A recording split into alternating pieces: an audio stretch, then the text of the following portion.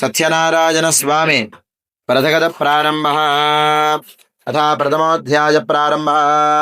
ఓ శవనకాది మహాముల్లారా, శ్రీ సత్యనారాయణ స్వామి యొక్క వ్రతకథ చెప్పుచున్నాను, శ్రద్ధగా వినండి. మనసులో ఓం నమో నారాయణ అంటూ వ్రతకథని శ్రద్ధగా వింటున్నాడు. నారద మహాముని సకల లోకములో తిరుగుచు అనంతరంగా కూడా మార్గ మధ్యంలో భూలోకముకు వచ్చును. భూలోకంలో అనంతరంగా కూడా మానవులందరూ జన్మతార పాప కర్మములచే బాధపడుచుండేవారు. వీరికి యొక్క కష్టాలు తీరిపోయి ఆయుష్వారోగ్యాలు కలిగి ధనధాన్యములు కలిగి చివరికి ముక్తిని పొందే ఉపాయమును అనంతరంగా కూడా ఆలోచన చేసి అదే విధముగా వైకుంఠానికి చేరుకున్నాడు. వైకుంఠంలో శ్రీమన్ మహావిష్ణుమూర్తి తెల్లని శరీరము గలవాడు, శంఖ చక్ర గదము అలంకారించుచు ఆది మనస్తో రూపము గలవాడ, ఆది మధ్యాంతరహిత ఆదిభూతుడు సర్వభూతవుడు నీకు కోటి నమస్కారములు అనే విధముగా నమస్కరించను. అందులకు మహావిష్ణువు, ఓ నారద మహాముని, ఇక్కడ ఏం పని మీద వచ్చినావు? నీ మనసులో ఉన్న అభిప్రాయాన్ని చెప్పుమని ఈ విధముగా కోరెను.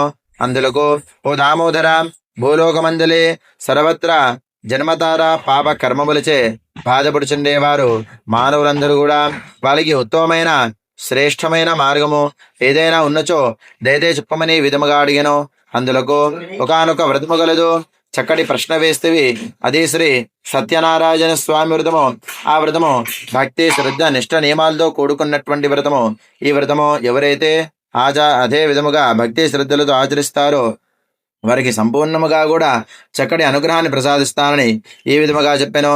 అందులకు, ఓ దామోదర, మీరు చెప్పబడిన వ్రతమేమిటిది? ఏ విధముగా చేయాలి? ఏ మాసమునందు ఆచరించాలి? దయతే చెప్పమని ఈ విధముగా కోరిను.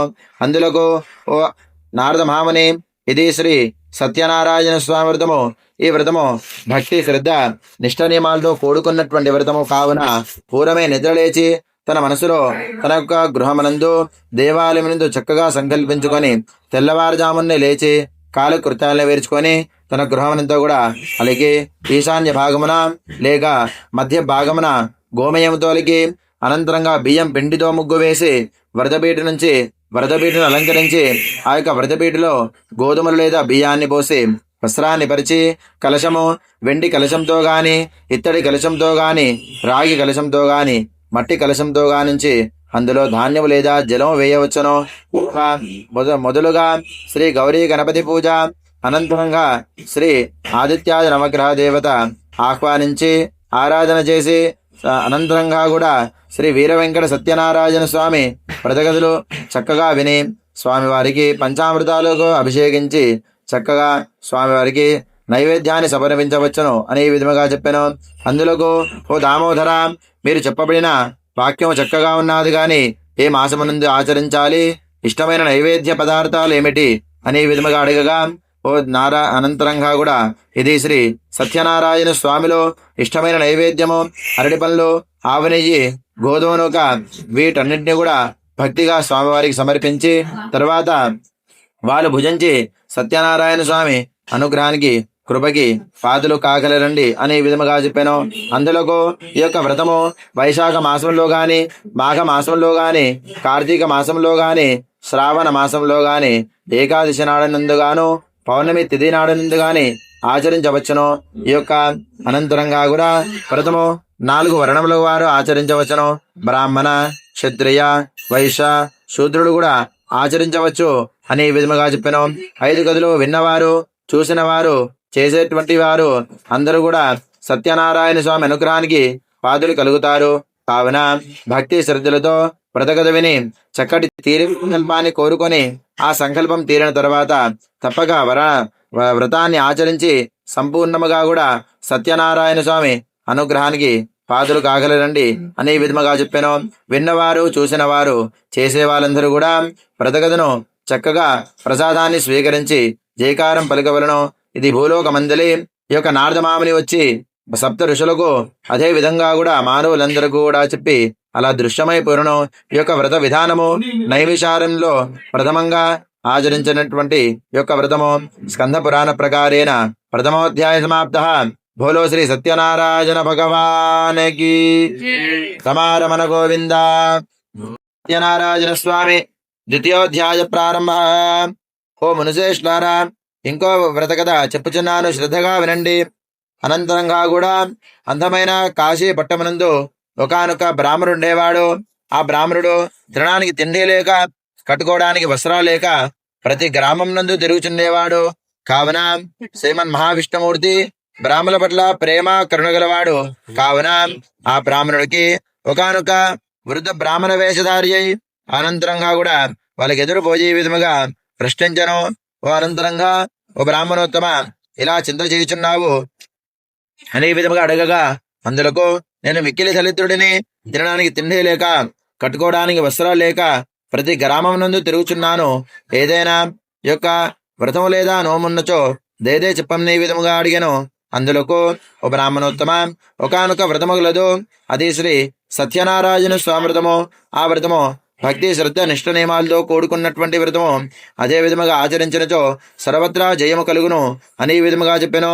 సంపూర్ణముగా కూడా వృద్ధ బ్రాహ్మణ నారాయణ స్వామి చెప్పబడిన ఆ యొక్క సంపూర్ణముగా విని ఆ బ్రాహ్మణుడు అదే రోజు వ్రతాన్ని ఆచరిస్తారని అలా బయలుదేరను. కొంత దూరం పోయేసరికి ఎన్నటి దినము కంటే ఆ దినము నాడు చాలా ద్రవ్యం లభించినది. ఆ ద్రవ్యం అమ్మగా చాలా ధనము వచ్చినది.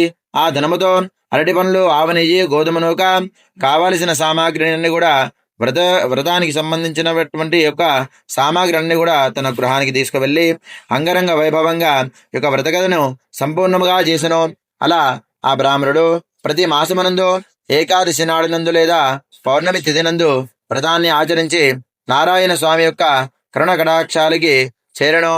అందులకు ఆ యొక్క దామోదర మీరు చెప్పబడిన అనంతరంగా కూడా బ్రాహ్మణుడు చక్కగా ఆచరించాడు గాని మిగతా విషయం ఏమిటి అని అడగగా, ఓ నారదమాముని, భూలోకానికి వెళ్లి ఆ బ్రాహ్మణుడు ప్రతి మాసమునందు ఆచరిస్తున్నాడు కదా, వీక్షించి రానిలా చెప్పాను.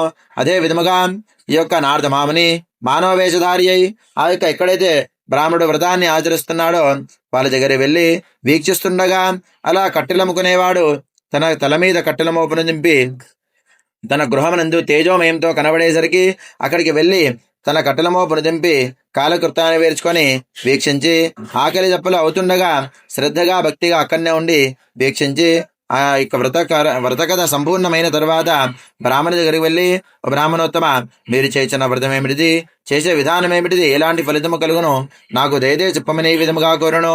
ఓ కట్టెలమ్ముకునేవాడా, ఇది శ్రీ సత్యనారాయణ స్వామి వ్రతము. ఈ వ్రతము భక్తి శ్రద్ధ నిష్ఠమాలతో కూడుకున్న వ్రతము. నాకు ఒకనొక వృద్ధ బ్రాహ్మణుడు చెప్పిన తర్వాత ఈ యొక్క వ్రతాన్ని ప్రతి మాసమునందు ఆచరించాను. చక్కటి అనుగ్రహాన్ని ప్రసాదించి ఆయుష్ ఆరోగ్యాలతో ఈ రోజు యొక్క స్థాయిలో ఉన్నానంటే సత్యనారాయణ స్వామి అనుగ్రహం వలన అని ఈ విధముగా చెప్పాను.